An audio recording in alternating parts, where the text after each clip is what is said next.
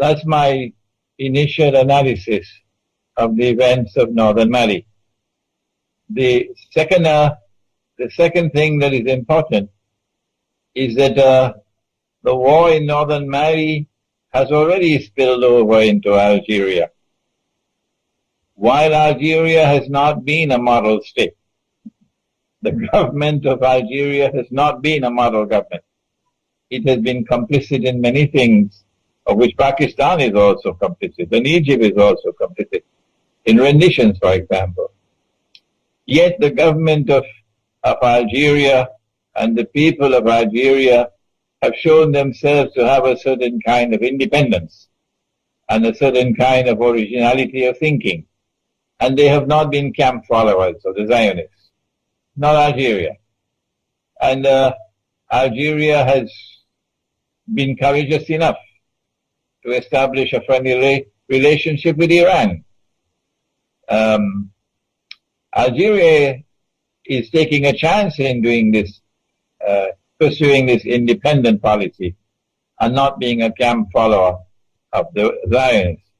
And that is that she exposes herself to be targeted. And this is what's now happening. And I think many, many Algerians recognize that the next target is Algeria.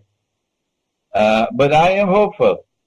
I'm hopeful that the land and the people who fought France and fought France courageously until France had to withdraw, battered and beaten, France had to withdraw. Such a people are not likely to allow themselves to be recolonized so easily.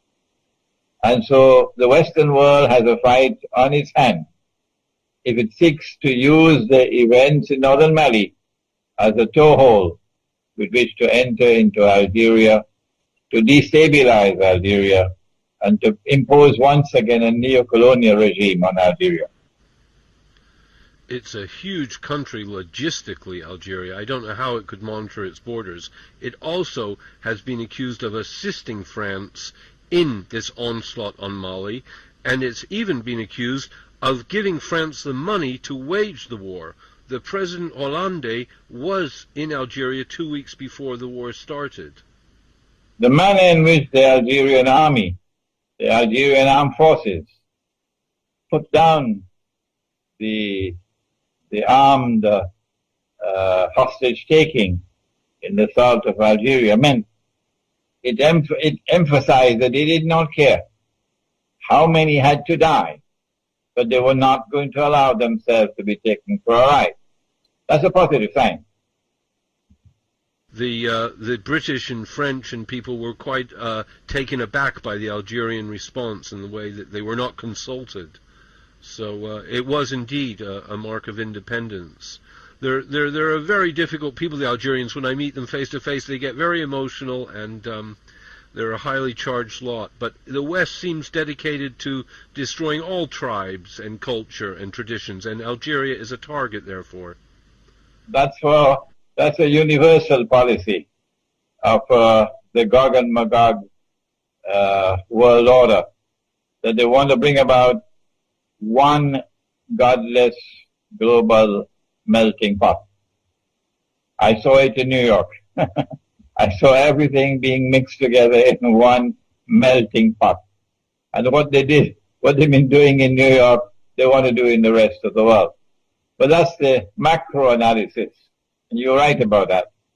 But I say to you, Boris, that I am myself surprised that I get more emails from Algeria than from any other Arab country. I was educated in Islam in Pakistan and for 1 year in Egypt.